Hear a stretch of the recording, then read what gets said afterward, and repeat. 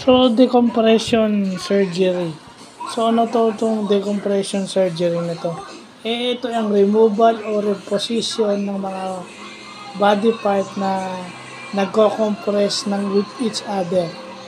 So, pag na-compress yung isang bahagi ng katawan natin para maayos yun, whether tatanggalin o ibabalik sa dating posisyon, ang tawag doon, decompression surgery.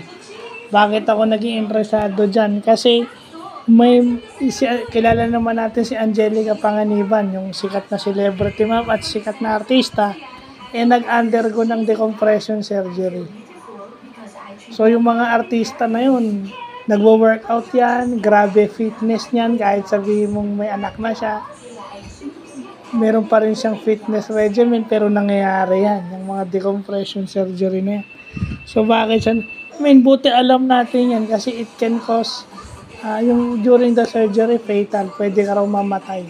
Pero very rare, pero dahil sa masamang reaksyon ng katawan natin sa operasyon, pwedeng dahil sa anesthesia o sa blood clot.